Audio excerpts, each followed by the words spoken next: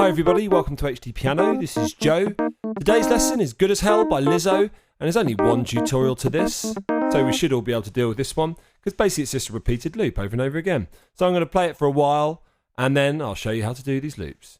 Here it is. 1, 2, 3, 4.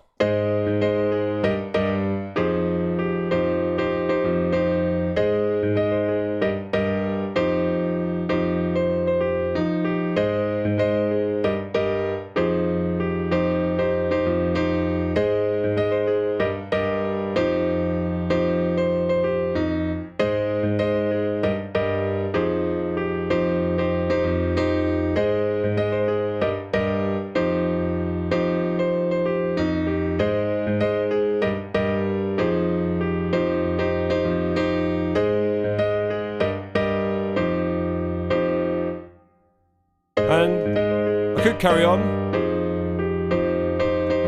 but there's only really one other bit that's slightly different, which I'll show you now, even though it's not in this order. So I'm just going to jump straight ahead to the start of the bridge, which actually would be happening in about another 32 bars time. All we do is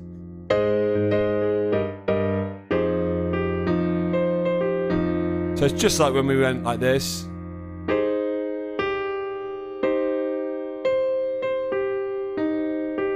Apart from this time, we just end up on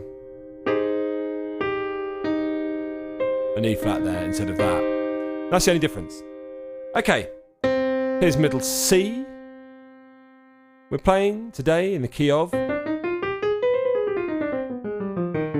C minor, though there isn't really a harmonic fourth, so you'd call this like the C natural minor. Okay, so we're using B flat, E flat, and A flat. Question for everyone. Now, Lizzo, I like Lizzo a lot. I think everyone likes Lizzo. Everyone I know that I've spoken to about Lizzo likes Lizzo. I've got a feeling Lizzo is there to be liked. She's very likable, she's very positive, and it made me think, you know what? What other artists are there that are just like oozing positive vibes? Because obviously some aren't, but some are. And Lizzo, I can't think of a reason like not to smile when you see her perform. I watched her Glastonbury set, and I thought, okay, yeah, this woman's amazing. And then she cracks out the flute, and you're like, oh my God, this woman's got everything. She's just brilliant on many levels. So, which other people are similarly brilliant on as many levels and positive in terms of the vibe they give off? As broad a question as that can be. And it's entirely subjective. So if you're like, yeah, well, Marilyn Manson's quite positive, then that's fine. And he may well be. I don't really know much about him anymore. Anyway, so we go in the right hand. 1, 2, and 3, and 4, and. That's our first bar. I'm going to do the hands separately because there's really not much to this. We'll probably be done quite quickly. That's A flat major, 1, and then on beat 2, you split that chord in 2, 2, and, that's 8th notes, and then beat 3 and 3 and, E flat major first position, 3 and 4, and then on beat 4 and, you play a grace note into this, which is actually 7, 3, 5 in F minor. So it's like a grace note on finger 2 or degree 2, like that. So on its own. 1, 2, and 3, and 4, and, like that. Okay?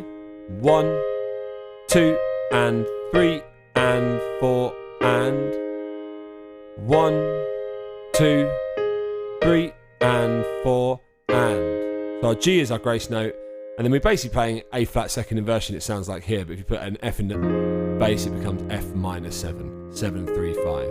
One more time, right hand only. 1, 2, 3, and 4, and. Now the left hand's got quite a lot going on as well. We go 1, 1, and a 2, 3, and 4, and. We've got this syncopation, 1, and a 2, 3, and 4, and that 1 and a 2 goes all the way through.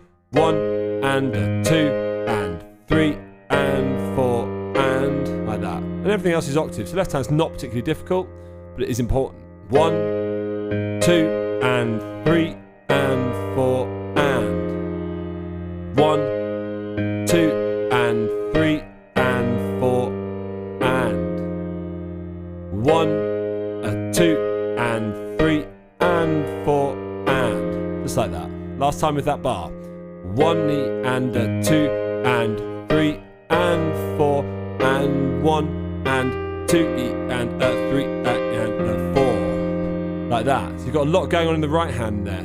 Let's go from our last, that grace note 4 and in just the right hand. And 1 and 2 E and a 3 E and 4.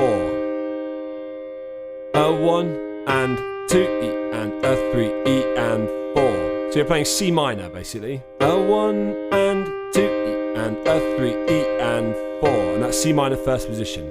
A 1 and 2 E and a 3 E and 4. A 1 and 2 E and a 3 E and 4. On the left hand you're not doing the same thing. You're going and 1 and 2, 3 and 4. They're playing on beat 4 and of course with the grace note, and then playing on beat 2 and then playing on beat 3 and 1 and 2 E and a 3 E and 4 like that. And 1 and 2 E and a 3 E and 4. And 1 and 2 E and a 3 E and 4.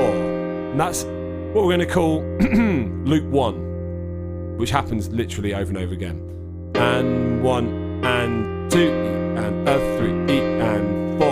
Then loop 2, which happens always after loop 1, not every single time, but more or less. We go the same again. 1 E and a 2 E and 3 and 4 and. Now that was a quarter of the speed, just to confuse you.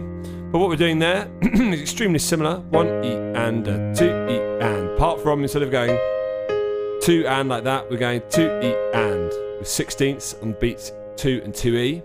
1 and a 2 E and. These are the same. And then instead of going to grace note to F minor 7, this time we're just going to do no grace note, just going straight to C minor with an F in the bass.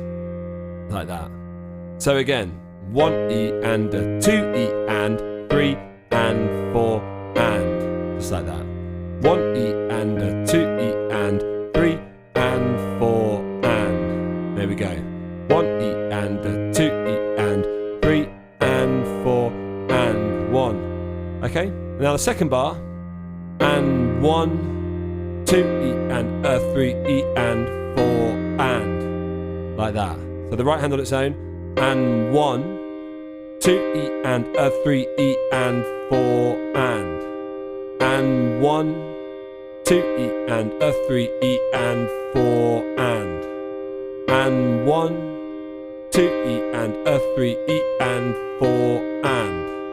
And 1, 2 E and a 3 E and 4 and. Just like that. And 1, 2 E and a 3 E and 4 and. And 1, 2 E and a 3 E and 4 and. And that's it. That's loop 2. Now loop 2 has some different endings. So for example, this is the second time we hear loop 2.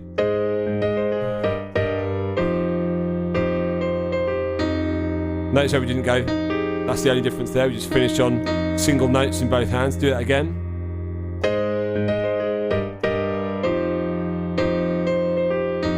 But that doesn't happen much, to be honest. Most of the time, it does just end with like that.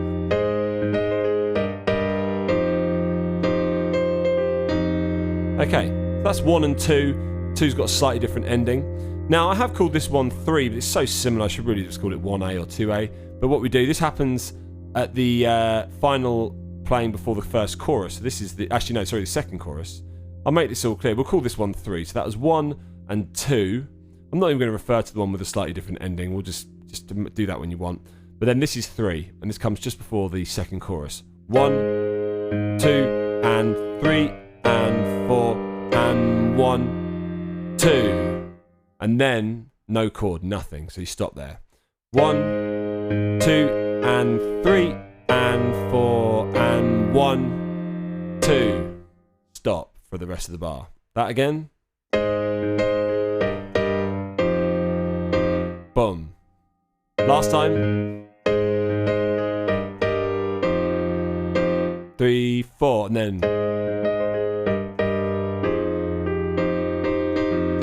Now, after that, the 16ths do sometimes creep in. So the first line of the chorus has the 16ths, but then it finishes off in a similar way to chord progression 1 does. So 16ths belong to chord progression 2, but they can also belong to chord progression 1. It doesn't matter. Just watch the whole song video if you want to do it exactly right, and that'll explain how. So our next chorus basically does 16ths every time. So, and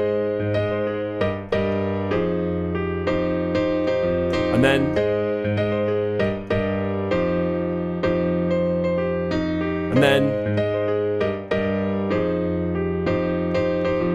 we go back to the start of the verse, which we've already done. Now, the only other one I really need to teach you, okay, is very simple. That one I showed you at the start of the bridge. You'll be aware of it. We'll call these, I'm not going to bother naming the ones that haven't got 16ths and the ones that have. We're just going to go for 1, 2, and 3. And then we'll also call this one 4. So this is...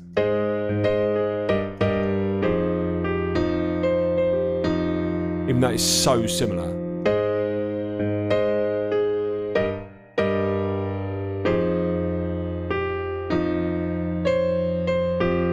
Like that.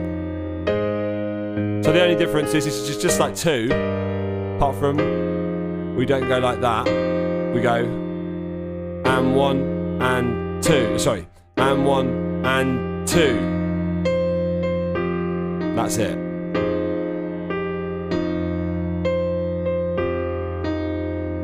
And that is it.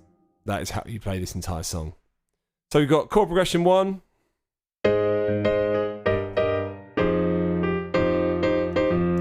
Chord progression 2.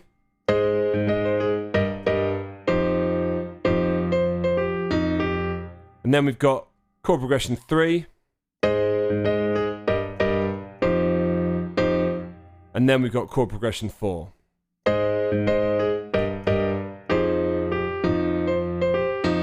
Okay, and then that's it. 1, 2, 3, 4. 4 chord progressions.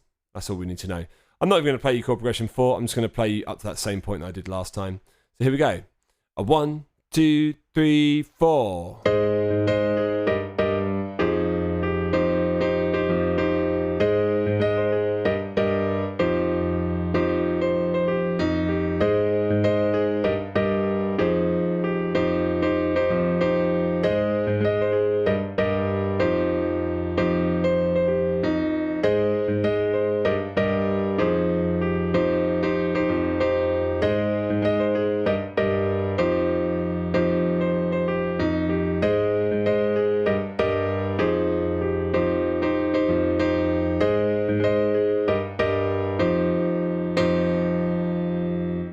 Okay, there we have it, people.